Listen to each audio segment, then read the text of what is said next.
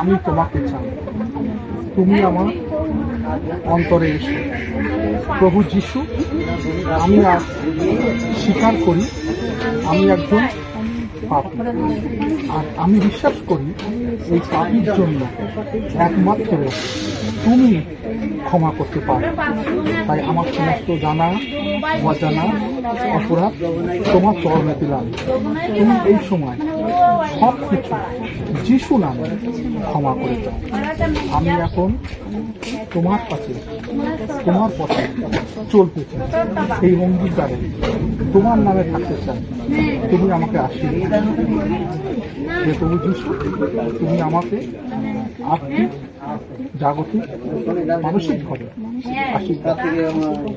এই সমস্ত প্রার্থনা দয়াল যিশু তোমার নামে চাই, আমিন।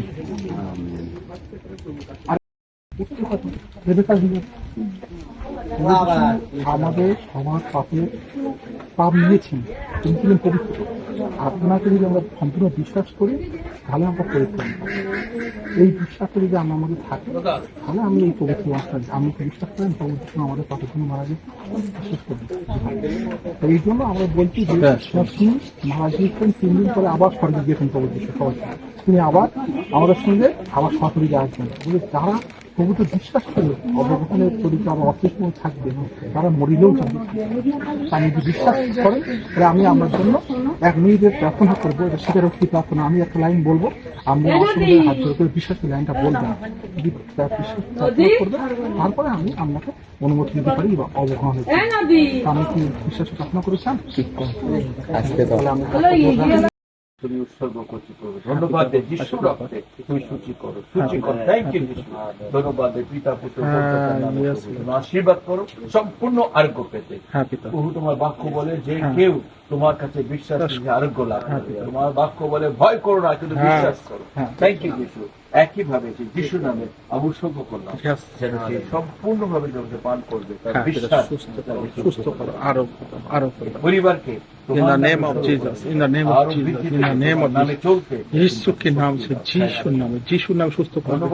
পিতা পুত্র পবিত্র আত্মার নামে জলকে ঔষধের মতন কাজ করো, তা যেমন পান করবে সুস্থ হবে, আরোগ্য হবে। তুমি ডাক্তারের ডাক্তার, প্রভুদের প্রভু, তুমি সে মঙ্গলের আমার পরিবারকে এবং যারা আরো আছে সবাইকে তুমি আশীর্বাদ করো। তোমার নাম চাই, আমিন আমিন। সবাই ভালো থেকো, শুভরাত্রি, গুড নাইট, জয় যিশু। হ্যাঁ, রক্ষাও।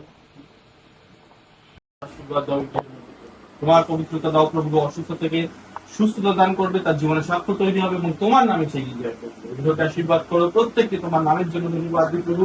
পুরোপুরি সুস্থতা দাও এবং তোমার আশীর্বাদ রাখো। যে প্রত্যেকটি মানুষকে আশীর্বাদ করো, দয়া করো। তোমার শক্তি, তোমার আশীর্বাদ, তোমার পবিত্রতা এই গৃহের মধ্যে দাও। সমস্ত শয়তানের চাপ থেকে দূরে রেখে তোমার নামকে প্রভু বাঁধি এবং তোমার আশীর্বাদ রাখো।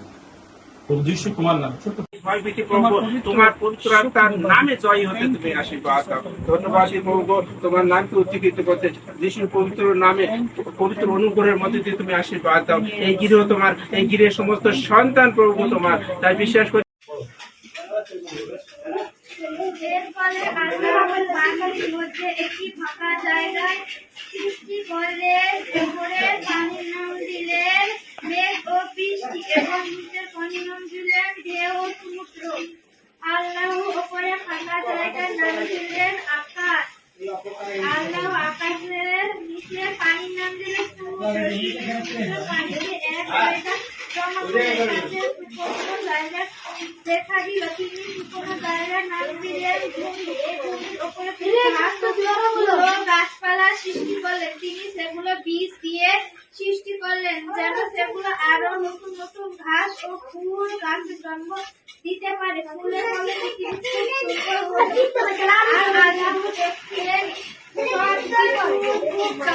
হয়েছে। এরপরে আল্লাহ আলো দেওয়ার জন্য সূর্য চাঁদ দ্বারা তিনি তৈরি করলেন, আর তিনি সেগুলোকে আকাশ স্থাপন করলেন যেন সেগুলো তিনি ঋতু ও বছরের চিহ্ন হয়ে থাকে। আল্লাহ বললেন, পানি বিভিন্ন প্রাণীতে ভরে উঠুক, আর তাতে বিভিন্ন নানা রকম অন্য নাম আছে। সমুদ্র নদী ভরে উঠলে আল্লাহ বললেন পাখিরা আকাশে উড়ে বেড়া। আর পৃথিবীর উপরে খোলা আকাশ সব জলে পৃথিবী পূর্ণ হলো। বংশ বৃদ্ধির ক্ষমতায় পূর্ণ হয়েছে। তোমরা নিজেদের সংখ্যা বাড়িয়ে পৃথিবী ভরে তোলে। এই বলে আল্লাহ আকাশে ও সমুদ্রের সব জীবন্ত প্রাণীকে আশীর্বাদ করলেন। আর আল্লাহ দেখলেন সেগুলো সবই চমৎকার হয়েছে। আর আল্লাহ দেখলেন আমেন। আমিন। সবাই